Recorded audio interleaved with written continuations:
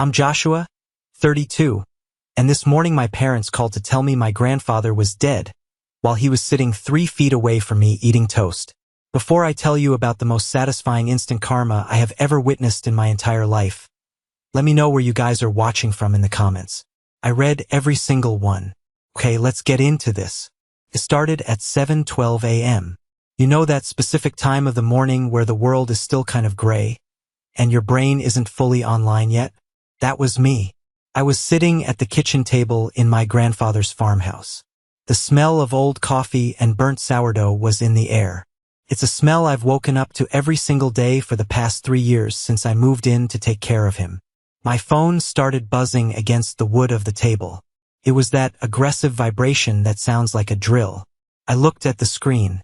The caller ID said, "Dad." Now, I need you to understand something. My father, Anthony, does not call me at 7:12 a.m. My father doesn't call me, period. Unless he wants something or unless he's about to deliver a verdict. We hadn't spoken in 6 months. Not since I refused to let him sell Grandpa's vintage truck. I picked up. I didn't even get a chance to say hello. "Grandpa died last night," my father said. There was no emotion in his voice. No crack, no wobble, no grief. It was flat, cold. It sounded like he was reading a weather report or ordering a sandwich. "Funeral is Friday," he continued, rushing the words. "He left us everything. The house, the land, the accounts. You get nothing. We'll be there tomorrow to secure the property. Pack your bags, Joshua. You're done." My hand froze around my coffee mug. For a split second, my heart actually stopped. It's that instinctual panic you get when you hear bad news. But then my brain caught up with my eyes. I looked across the table. Grandpa Harold was sitting right there. He was wearing his favorite faded flannel shirt, the red and black one with the hole in the elbow.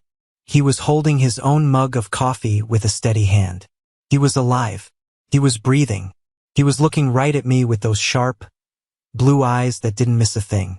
But here is where it gets crazy. I didn't say, "Dad, are you crazy? He's right here."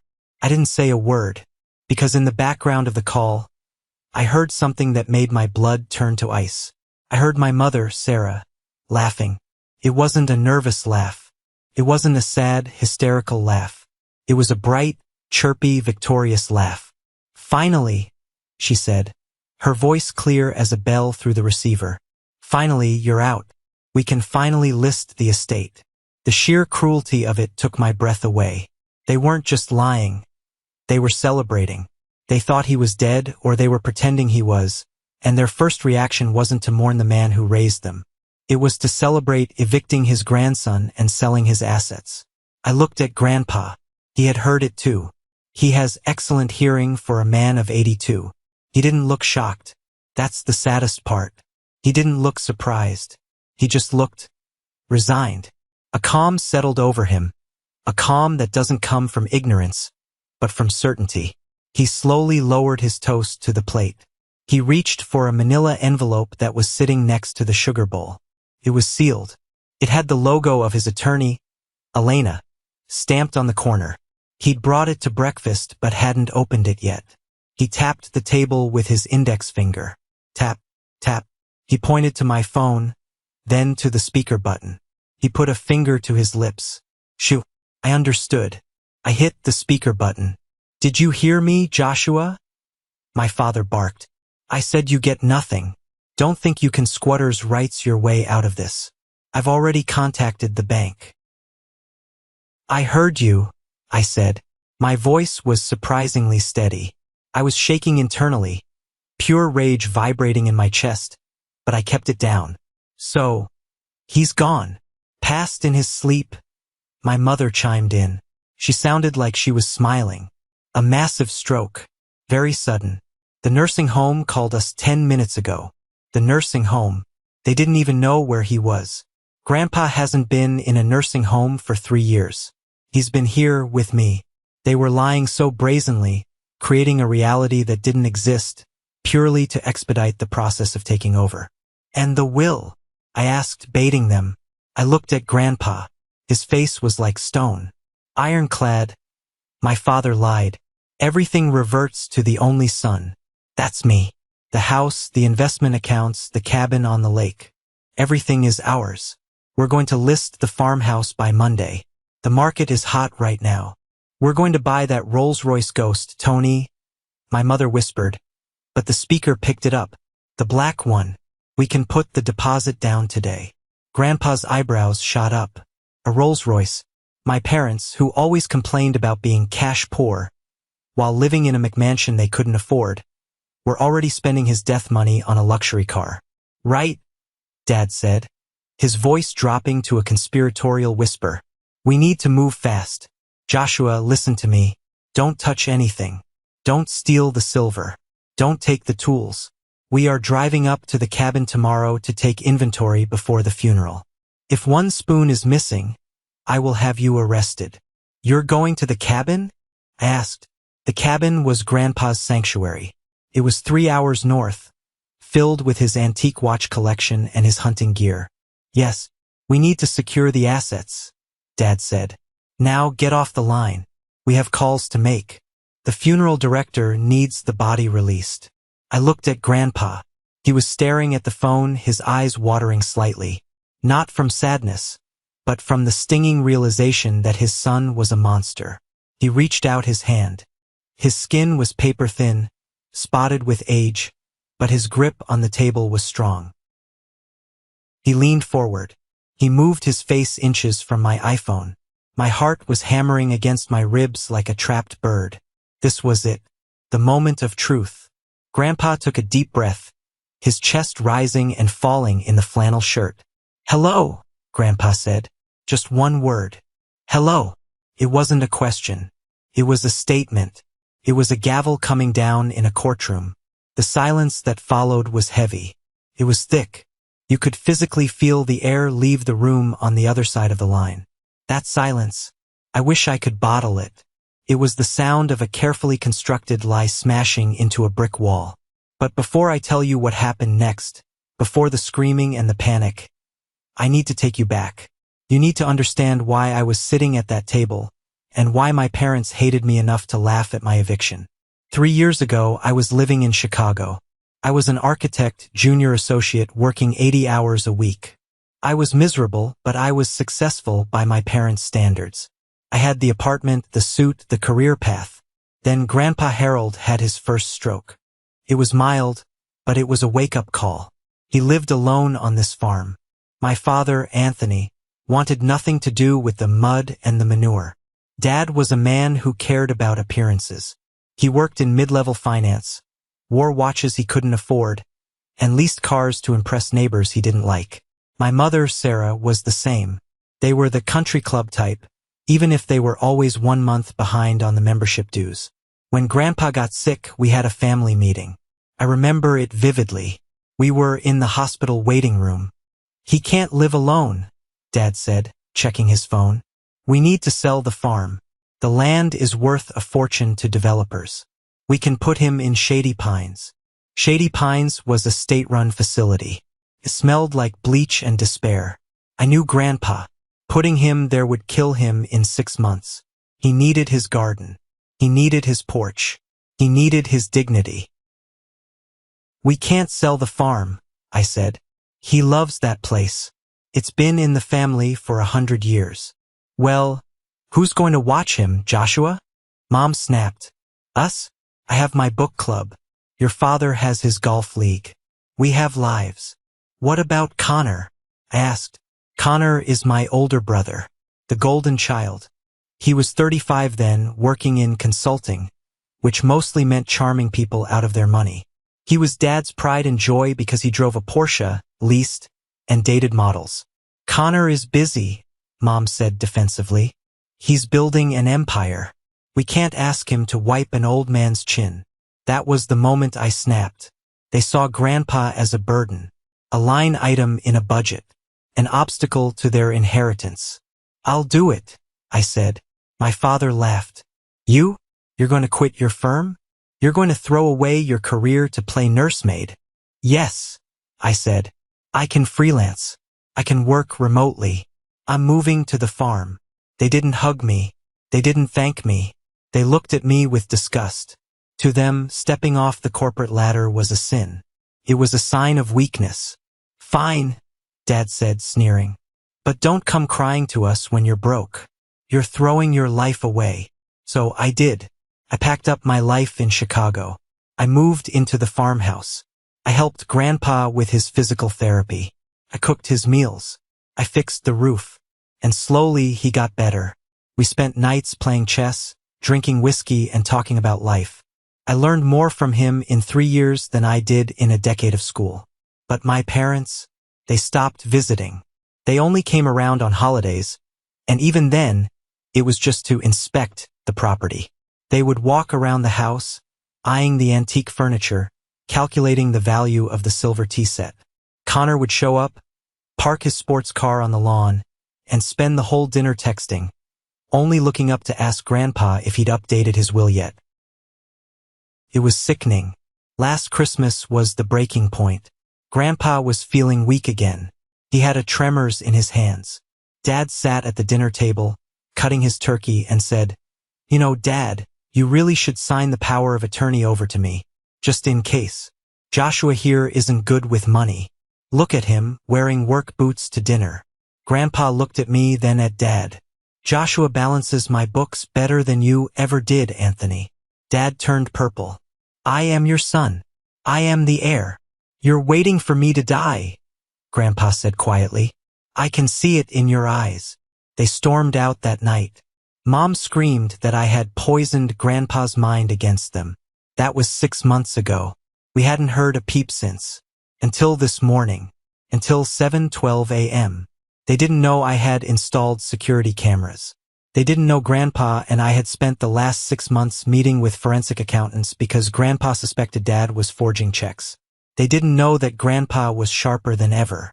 And they definitely didn't know that when they called to gloat over his corpse. He was enjoying a slice of sourdough toast. Back to the phone call. Back to that silence. "Hello," Grandpa had said. I watched the phone. I imagined them on the other end, in their overly decorated kitchen with the marble countertops, freezing in place. "Dad." My father's voice came back. It was a squeak, a terrified, high-pitched squeak. The arrogance was gone. The coldness was gone, replaced by pure, unadulterated fear. "Dad?" My father repeated, his voice trembling so hard the speaker crackled. Is that you?" Grandpa leaned back in his chair. He took a sip of his coffee, savoring the moment. He didn't yell. He didn't scream. He was terrifyingly calm. "Who else would it be, Anthony?" Grandpa asked. "Who else were you expecting? The coroner?" No, Dad." My father started stammering, tripping over his own lies. We got a call. Someone called us. They said you passed away." "Oh my God, Sarah. He's alive. It's a miracle." "Dad, we were devastated.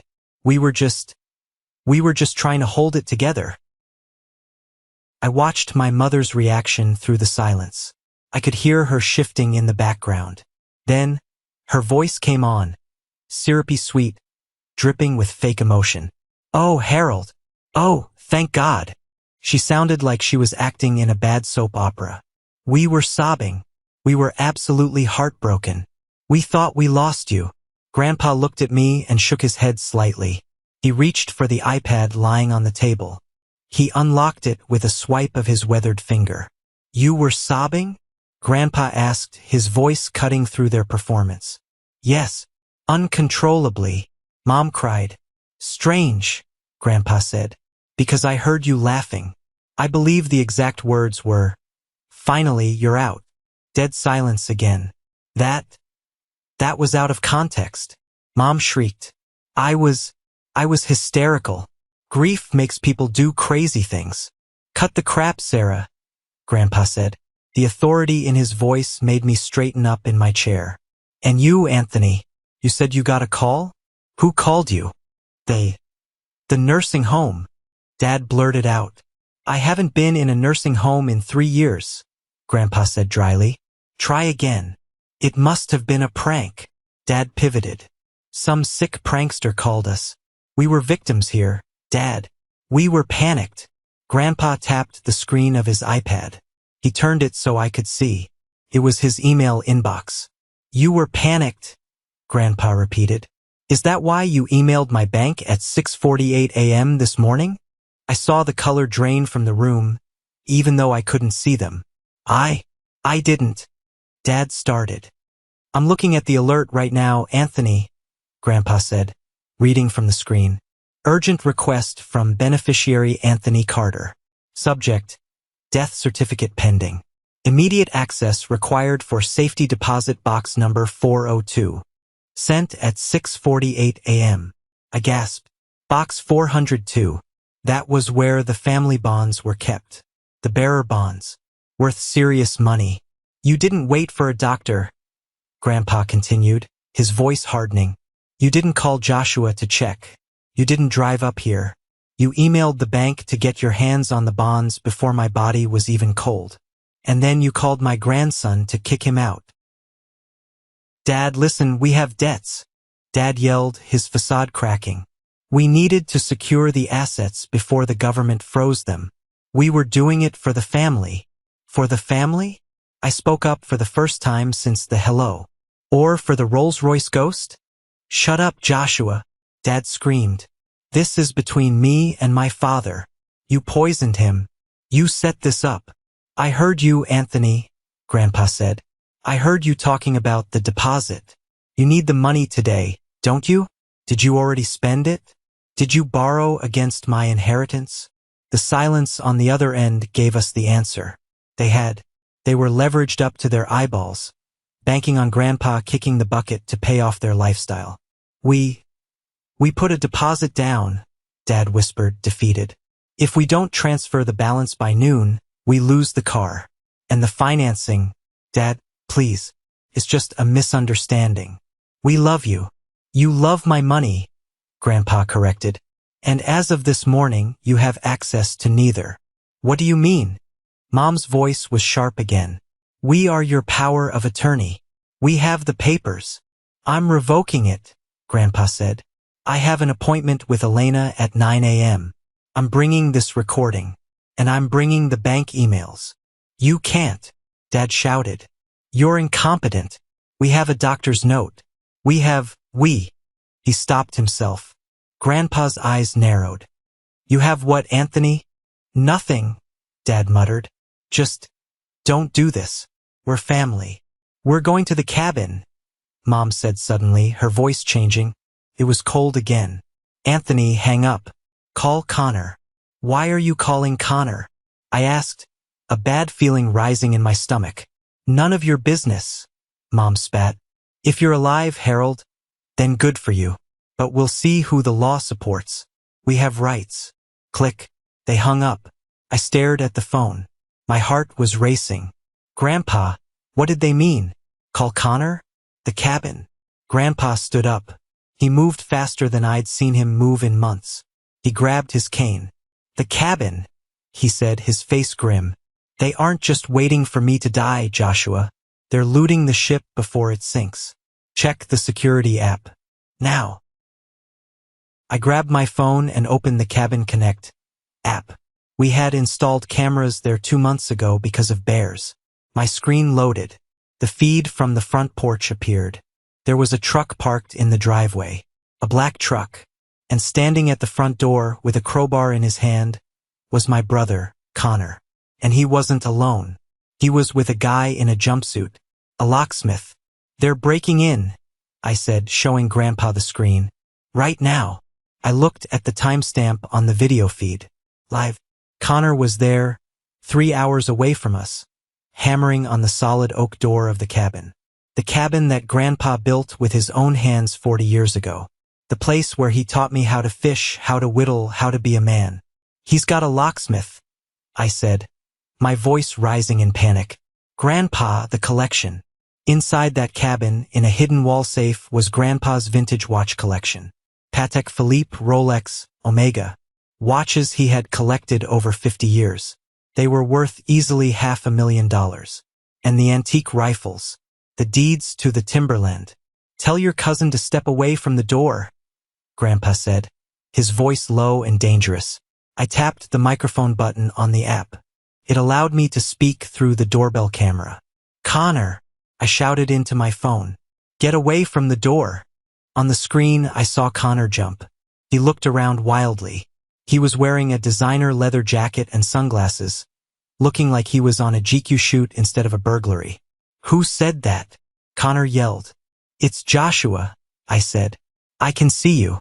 I'm recording you. Get off the porch." Connor walked right up to the camera. He took off his sunglasses. His eyes were bloodshot. He looked hungover or desperate. "Open the damn door, Josh," he screamed. "I know you changed the codes. Mom called me. She said the old man is dead. I'm here to secure the valuables so you don't steal them." "He's not dead, you idiot," I yelled back. "He's sitting right here." "Liar," Connor spat. "Mom said you'd say that. She said you'd try to trick me. Mike, drill it. Drill the lock." The locksmith, Mike, looked hesitant. He looked at the camera, then at Connor. Buddy, if there's someone on the camera, I'm paying you triple," Connor screamed. "Drill it. It's my house. My inheritance." Grandpa reached out and took the phone from me. He held it up to his face. "Connor," Grandpa said. His voice was projected through the tiny speaker on the porch, 300 miles away. Connor froze. He recognized that voice. It was the voice that had told him bedtime stories. The voice that had scolded him when he crashed his first car. "Gee, Grandpa," Connor stammered, looking at the camera lens. "You have 5 seconds to get off my porch," Grandpa said. "Or I call the sheriff." You're alive?" Connor looked confused. Then his face twisted into a sneer. "So what? You're senile. Mom says you're crazy. She says you don't know what you're doing. I have a work order here. I'm the executor." "I am not dead," Grandpa said firmly. "And you are not the executor. You are a trespasser. I'm taking what's mine," Connor yelled, losing control. He grabbed the crowbar from the ground. "You promised me those watches. You promised me the Patek when I graduated. You gave it to him, to the loser architect." He hadn't. The watches were still in the safe. But Connor's entitlement ran so deep he believed his own lies. He swung the crowbar. Crack. He hit the door frame. Splinters flew. "Mike, get the door open or I'm not paying you," Connor screamed. The locksmith backed away, putting his hands up. "I'm out, man. This is domestic. I'm not going to jail for this." Mike started walking back to his van. "Coward," Connor yelled.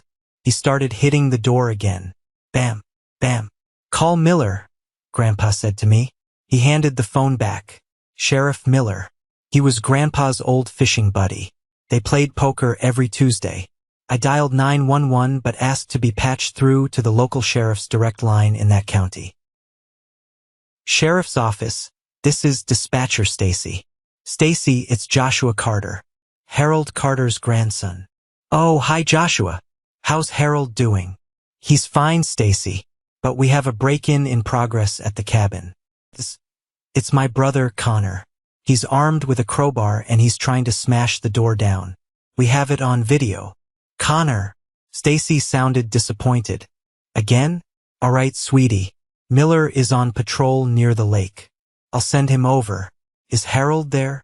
"I'm here, Stacy," Grandpa said loud enough for the phone to pick up. "Tell Miller to bring the cuffs." "Will do, Harold." I looked back at the screen. Connor was in a frenzy. He was kicking the door now. "I need that money," he was screaming. "I owe people, you old bat. I need those watches." "He owes people," Grandpa muttered. "Gambling. I told you. We need to go," I said. "We need to get to Elena's office. If they are this desperate, they are going to try something legal next." Dad mentioned a doctor's note. Grandpa nodded. He stood up, smoothing down his flannel shirt. He grabbed his hat. "Let's go," he said. "Get the truck." Not the sedan. The truck. We walked out into the crisp morning air. My heart was pounding. My family was imploding in real time. My brother was committing a felony on camera. My parents were committing fraud. And all for what? For money they hadn't earned. I helped Grandpa into the passenger seat of his 1978 Ford F-150. He refused to drive anything else. "Are you okay?" I asked him as I started the engine.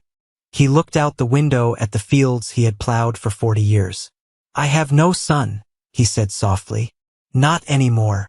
It broke my heart, but it also steeled my resolve. We drove out of the long driveway, dust kicking up behind us, heading toward town, heading toward the lawyer, heading toward war. We arrived at Elena's office at 8:55 a.m. Elena was a sharp, no-nonsense woman in her 50s who had handled Grandpa's estate for decades. She looked like a shark in a silk blouse. When we walked in, the receptionist looked up, eyes wide. "Mr. Carter."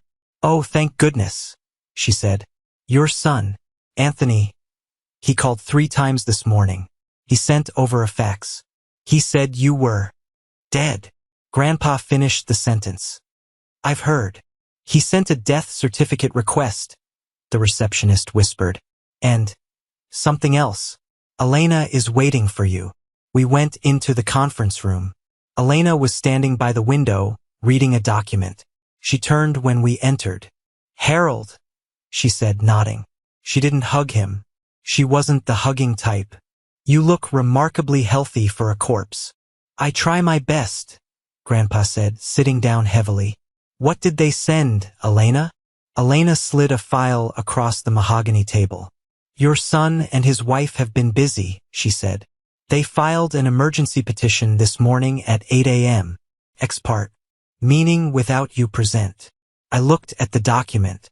"Emergency petition for temporary guardianship." "Guardianship?" I asked. "Like, for a child?" "For an incapacitated adult," Elena corrected. "Read the attachment." I flipped the page. My stomach dropped. It was a medical affidavit signed by a Dr. Evans, a doctor Grandpa had never seen. Patient, Harold Carter.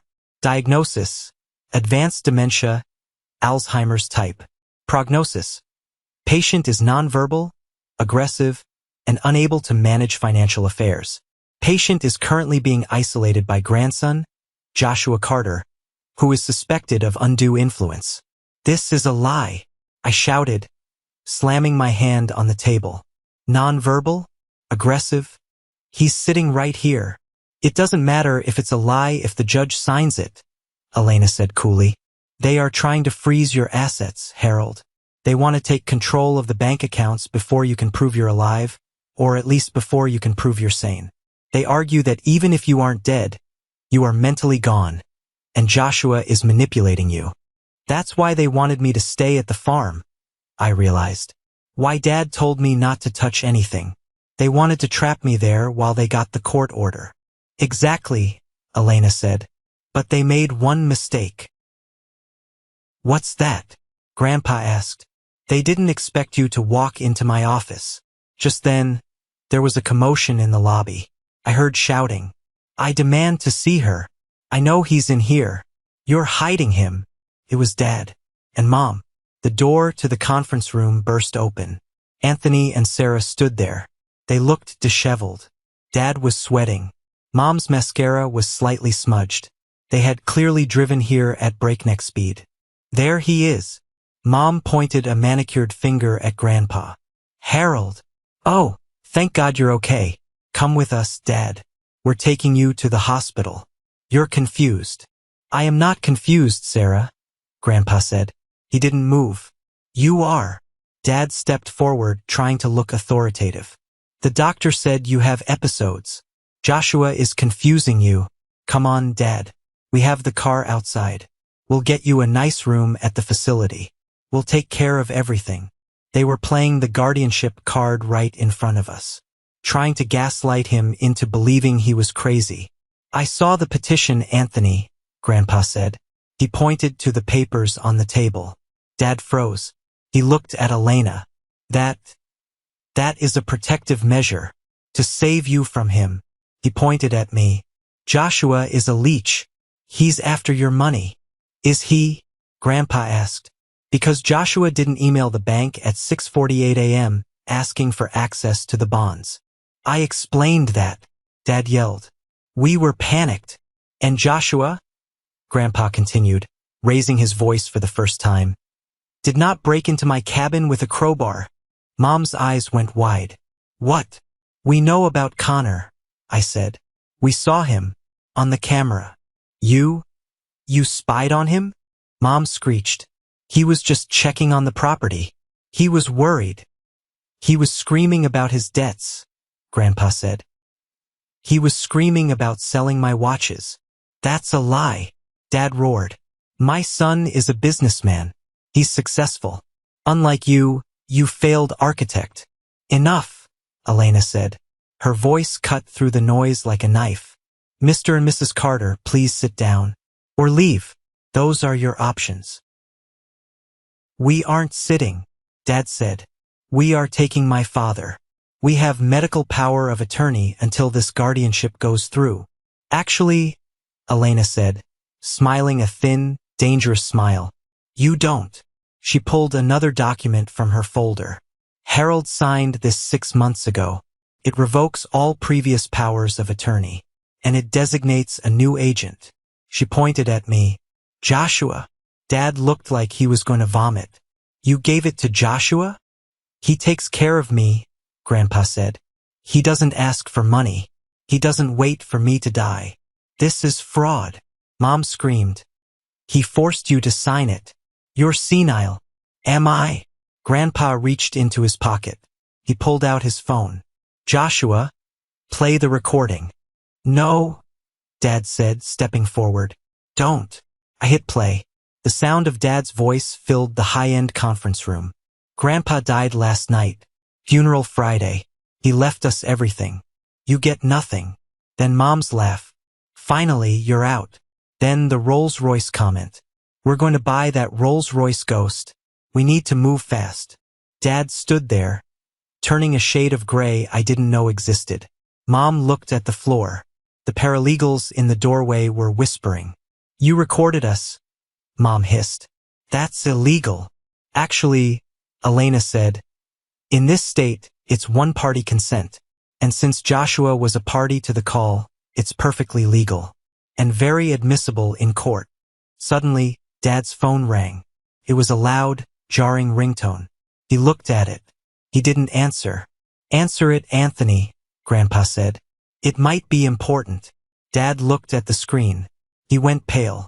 He tapped answer and put it to his ear. Hello? We could hear the shouting on the other end. It was distinct.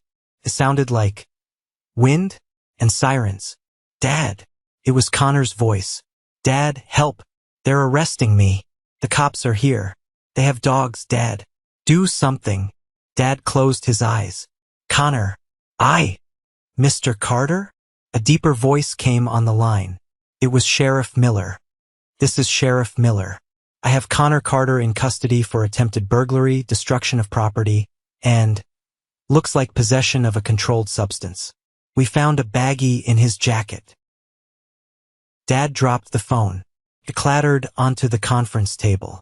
Cocaine, Grandpa said, shaking his head. I knew it. Mom collapsed into a chair, sobbing for real this time. My baby. He's in jail. Anthony, do something. Dad looked at Grandpa. He looked at me. He looked at Elena. He realized the walls were closing in. Dad, Anthony said, his voice broken. Please, call Miller. Tell him to let him go. Tell him it was a misunderstanding. He's your grandson. He tried to rob me, Grandpa said. And you tried to bury me while I was still eating breakfast. We'll lose everything, Dad whispered. The car, the deposit. If this gets out, my clients, I'll be ruined. Grandpa looked at his son. For a moment, I saw pity in his eyes. But then he remembered the laugh. He remembered the finally, you're out. You made your choice, Anthony, Grandpa said. Elena, give me the pen. The room was silent except for the scratching of a fountain pen on paper. Grandpa was signing. What are you signing? Mom asked, looking up from her hands. Her makeup was running down her face in black streaks. This, Elena explained calmly, is an amendment to the trust. It removes Anthony Carter and Connor Carter as beneficiaries. Completely. It also places a restraining order against both of you regarding Harold's person and property. You can't cut us out, Dad shouted, but there was no fight left in him. It was a reflex. I'm your son. You ceased to be my son when you filed a legal document claiming I was brain dead, so you could buy a car, Grandpa said, not looking up. He signed the last page with a flourish. Harold J. Carter. He capped the pen. Now, Grandpa said, looking at them, get out. Dad. Get out. Grandpa's voice boomed. It wasn't the voice of an old man. It was the voice of the farmer who had cleared this land with his bare hands. Before I have Elena add a clause that sues you for the legal fees of this guardianship nonsense. Dad looked at Mom. Come on, Sarah. But Connor, Mom wailed. We have to bail him out. We don't have the money.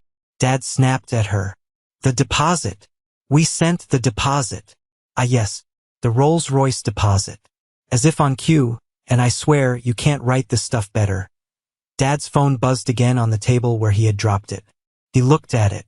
It was a number he clearly recognized. It's the dealership, he whispered. Answer it, I said. Put it on speaker. Dad glared at me, but he did it. His hand was shaking so badly he almost dropped the phone again. Hello? This is Anthony. Mr. Carter. A smooth salesman's voice came through. We have a problem with the wire transfer for the ghost. I sent it, Dad said. Yes, but the bank flagged it, the salesman said. Insufficient funds. And the credit check came back. Well, there's a lien on your house you didn't mention. We can't proceed with the financing. And per the contract, the initial holding fee is non-refundable. Non-refundable, Dad squeaked.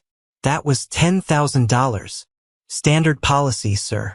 You signed it yesterday. Sorry. We're selling the car to the next buyer. Click. Dad stood there. He had lost his father, figuratively, his son, to jail, his inheritance, and $10,000 in the span of 2 hours. He looked at me. His eyes were full of hate. Pure, distilled hate. You won, he hissed. I hope you're happy. You stole him from us. I stood up. I'm taller than my father now. I didn't realize it until that moment. I didn't steal him, I said quietly. I showed up. I took care of him. You could have visited. You could have called. You didn't want a father. You wanted an ATM. Let's go, Anthony, Mom said, pulling his arm. She wouldn't look at Grandpa. This place, it smells like old people. Even in defeat, she had to be nasty. They walked out. The door clicked shut behind them.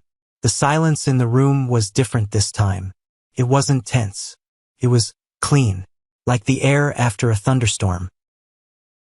Grandpa let out a long, long sigh. He slumped slightly in his chair. The adrenaline was fading, and the age was catching up. Are you okay, Grandpa? I asked, putting my hand on his shoulder. He patted my hand. I'm fine, Joshua. I'm fine. He looked at Elena. Is it done? It's done, Elena said. The trust is locked. Joshua is the sole trustee. They can't touch a dime. And with the recording and the police report on Connor, any judge who looks at that guardianship petition will laugh it out of court. Grandpa nodded. He looked out the window at the busy street below.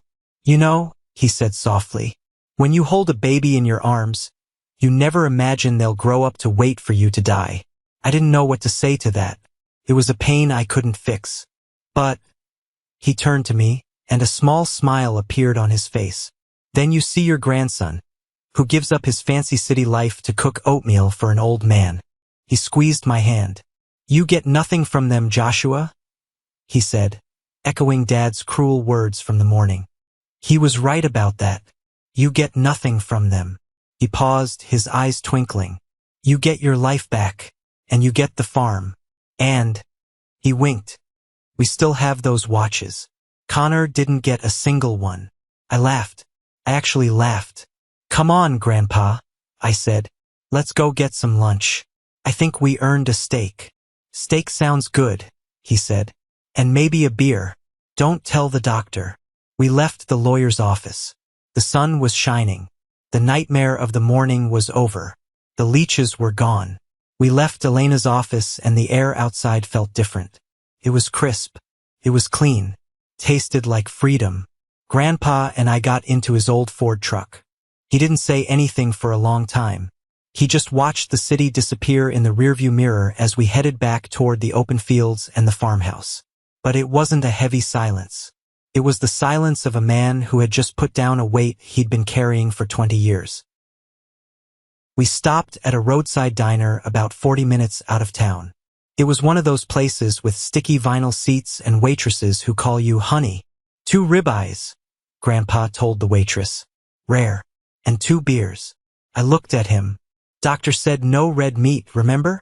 Grandpa cracked a smile. The first real one I'd seen all day.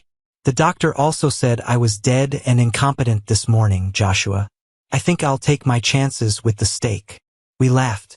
For the first time in years, the shadow of my parents wasn't hanging over us. We didn't have to worry about Dad's snide comments about the filthy farm or Mom's passive-aggressive remarks about my career. They were gone. Legally, physically, and emotionally excised from our lives. But as we ate, I saw the toll it took on him. He looked older. Betrayal does that to a person. It ages you faster than time ever could. You know, he said, cutting into his steak. I always knew Anthony was weak. I made him that way. I gave him too much too soon. I bought him the cars, I paid for the mistakes. I thought I was helping. He paused, looking at his fork. I wasn't helping. I was crippling him. You couldn't have known he'd turn into this, I said.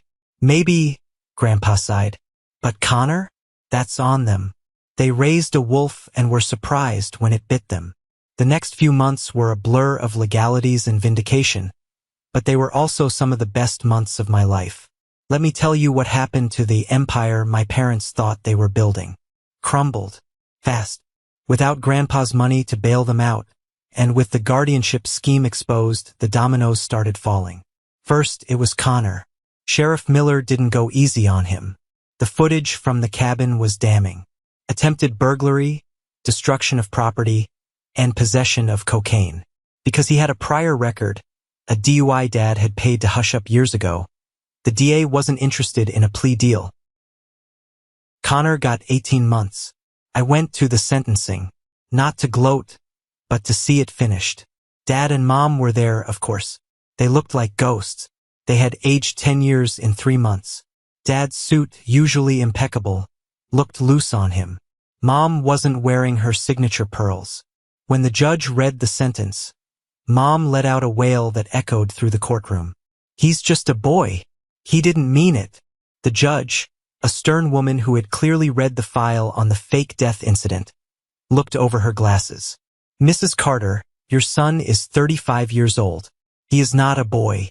He is a criminal who tried to rob his own grandfather. Be thankful I'm not adding elder abuse charges to the docket. Connor was led away in handcuffs. He looked at me as he passed the aisle. He didn't look angry anymore. He looked terrified. For the first time in his life, Daddy couldn't write a check to fix it. Then came the financial apocalypse for my parents. Remember that Rolls-Royce Ghost? The one they were so desperate to buy. The deposit they lost was just the tip of the iceberg. It turned out, Dad had been borrowing from his clients' accounts to fund their lifestyle, planning to pay it back as soon as Grandpa died, and the inheritance hit. It's a classic Ponzi scheme move. When the inheritance didn't come, the scheme collapsed. He was fired from his firm. He lost his license. And then the lawsuits started. 6 months after the incident at the lawyer's office, I was driving through their suburb to pick up some supplies. I saw it. A foreclosure sign on their front lawn. The McMansion with the marble columns and the 3-car garage was being seized by the bank. I pulled over. I couldn't help myself. I watched from down the street. I saw a moving truck. Not a professional company, but a U-Haul. Dad was carrying a box out to the curb. He dropped it and books spilled everywhere. He stood there, staring at the mess, his shoulders slumped in total defeat. He didn't yell. He didn't curse. He just stood there. Mom came out. She was holding a lamp. She looked at him, said something sharp, and he just shook his head. I felt a pang of pity. just a small one. It's hard to turn off the love you have for your parents, even when they're monsters. But then I remembered the phone call. Finally, you're out. I put the truck in drive and drove away. I didn't stop to help. That was the hardest thing I've ever done, but also the most necessary. I couldn't save people who were determined to drown everyone around them. Meanwhile, life at the farm was blooming. With the legal threats gone, Grandpa and I focused on living. I took over the management of the estate officially. I used my architecture degree to renovate the old barn, turning it into a wedding venue. It was a huge hit. We started making a profit, real, honest money from the land, not from stocks or schemes. Grandpa loved it. He would sit on the porch in his rocking chair, supervising the construction, telling the workmen they were doing it wrong, offering them lemonade. He was vibrant. He was happy. One afternoon, about a year after the incident, I was at the local hardware store buying paint. I turned the aisle and froze. My father was there. He was wearing a blue vest with the hardware store's logo on it.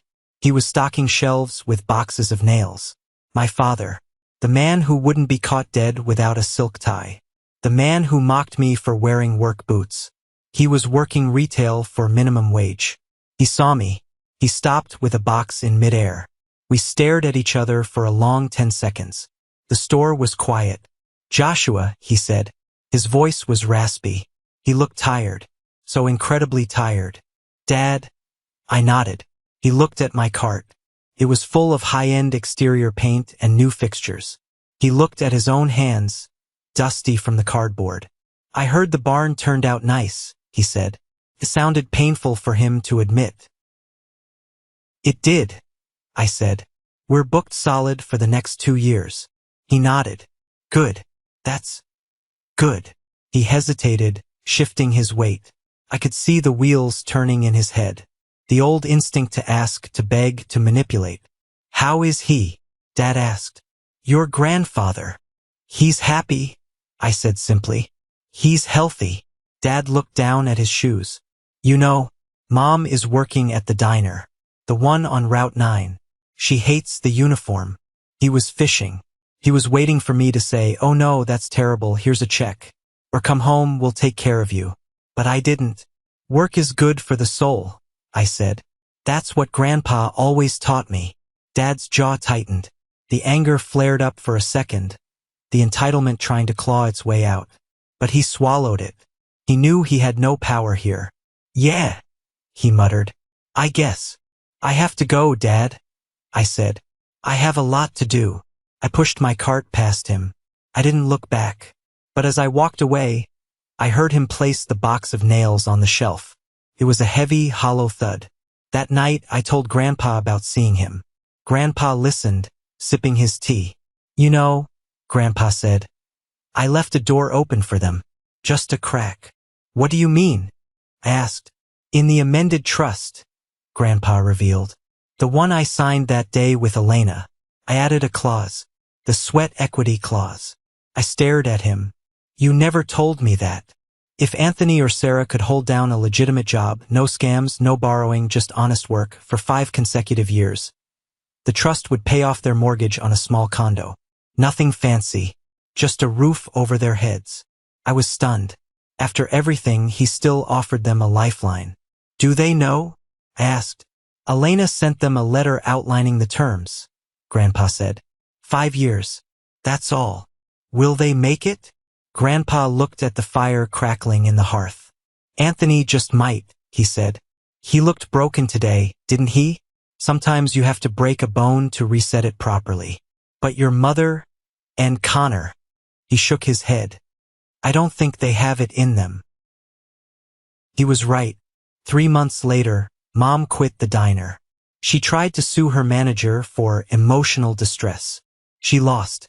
She moved in with her sister in Florida and spent her days posting vague, angry status updates on Facebook about ungrateful children. She never completed the 5 years. Connor got out of jail and immediately violated his parole by trying to run a crypto scam. He went back inside. But Dad stayed at the hardware store. He kept his head down. I never spoke to him again, but I'd see him sometimes, driving a beat-up sedan, looking grayer, looking humbler. Grandpa gave them a chance to earn their redemption. He didn't give them money.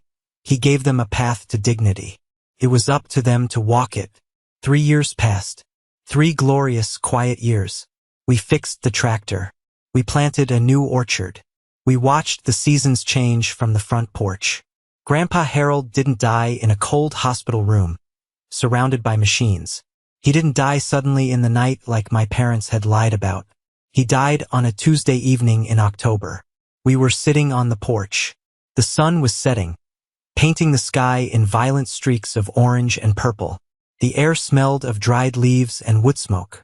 He had been quieter than usual that day. He asked me to bring out the good whiskey, the bottle he'd been saving for a special occasion. I poured us both a glass. "Joshua," he said. His voice was soft, barely a whisper against the wind. "Yeah, Grandpa. Look at that view," he said, gesturing with a trembling hand toward the fields. "Better than a Rolls-Royce, isn't it?" I smiled, tears pricking my eyes because I knew. Somehow I knew. "Yeah, Grandpa. Much better." "I'm tired, son," he said. "I think I'm ready to sleep." "Okay," I said, my throat tight. "You rest. I'm right here." He reached out and took my hand. His grip wasn't strong like it used to be, but it was warm. "You were the good one," he whispered. "Not because you stayed, but because you listened." He closed his eyes. He took a breath, then another, and then silence. He slipped away just as the sun dipped below the horizon. It was peaceful. It was dignified. It was exactly the death he deserved. The funeral was 3 days later. It was held at the small white chapel in town. The place was packed, not with business partners or socialites, but with real people. The farmers he'd loaned tools to, the waitresses he'd tipped generously, the sheriff, the guys from the hardware store. Dad didn't come, though I heard he asked for the day off to mourn alone. And yes, Mom came. She showed up in a black dress that was a little too tight, a little too fancy. She walked in like she owned the place. She marched right up to the front row, the widow/family pew. I was standing by the casket. She looked at me, her eyes dry. "I'm sitting here," she announced. "No," I said softly. "You're not. I am his daughter-in-law," she hissed. "People are watching, Joshua. Don't make a scene." "You lost your seat 3 years ago, Sarah," I said. I didn't call her Mom. "The back row is empty. You can sit there, or you can leave." She looked around. She saw the eyes of the town. These people knew the story. Small towns talk. They knew what she had done. She saw the judgment in their faces. She turned around, her heels clicking loudly on the floor, and marched to the very back. She left 10 minutes into the service, right before the eulogy. She came for the show. She left when she realized she wasn't the star. After the burial, Elena the lawyer pulled me aside. "He left you something else," she said. "A letter. He wrote it the day we signed the amendment, just in case." She handed me a thick envelope. It felt heavy. I waited until everyone was gone. I sat by his grave, the fresh dirt still smelling of earth and rain. I opened it. His handwriting was shaky but strong. "To my grandson, Joshua. If you are reading this, I am gone, and you are probably crying. Stop it. I had a good run. I know you worried about the money. You worried that having it would change you like it changed your father. It won't, because you know the secret. The secret isn't in the bank account, Joshua. The secret is in the soil. It's in the way the coffee smells at 7 a.m. It's in the handshake of a neighbor. It's in the silence of a clean conscience. Your parents wanted everything. They thought everything was things. Houses, cars, watches. They ended up with nothing because they didn't understand that everything is actually the people who sit beside you when the world falls apart. You gave me my dignity back, son. You gave me my last years. You listened when no one else did. So enjoy the farm. Drive the truck. And for God's sake, don't buy a Rolls-Royce. They get terrible gas mileage. Love, Grandpa. I sat there and laughed through my tears. Even from the grave, he was cracking jokes. I stood up and brushed the dirt off my knees. I looked at the headstone. Harold Carter. beloved father and grandfather. He listened. I drove home in his truck. The sun was rising on a new day. I had the farm. I had the memories. I had my self-respect. My phone buzzed. It was a notification from the bank app. The trust transfer had completed. The numbers on the screen were astronomical. Enough money to never work again. Enough money to buy 10 Rolls-Royces. I looked at it. Then I put the phone in my pocket. I had work to do. The barn roof needed painting, and the chickens needed feeding. My parents were right about one thing that morning 3 years ago. You get nothing, they had said. They were wrong. I got everything. Wow. Just writing that brings all the emotions back. It's been a journey, hasn't it? If there is one thing I want you to take away from my story, it's this. Inheritance isn't what you get when someone dies. It's what you build with them while they are alive. My parents and brother were so obsessed with the value of my grandfather that they missed the value of the man. They saw a dollar sign. I saw a mentor. And in the end, greed is a blindfold. It blinds you to the consequences of your actions, and it blinds you to the love that is right in front of you. They chased the golden goose so hard they strangled it. There's a saying, the axe forgets, but the tree remembers. My father thought he could chop down our family tree and still enjoy the shade. But life has a funny way of balancing the scales. I want to hear from you guys. What is the most important thing a family member has ever taught you? Not money, not gifts, but a lesson? Drop a comment below with your story, or just type good if you agree that character is worth more than currency. Your interaction helps this story reach people who might need a wake-up call about their own families. Thank you for listening, for validating my choice to stay, and for being part of this journey. Stay true to yourselves.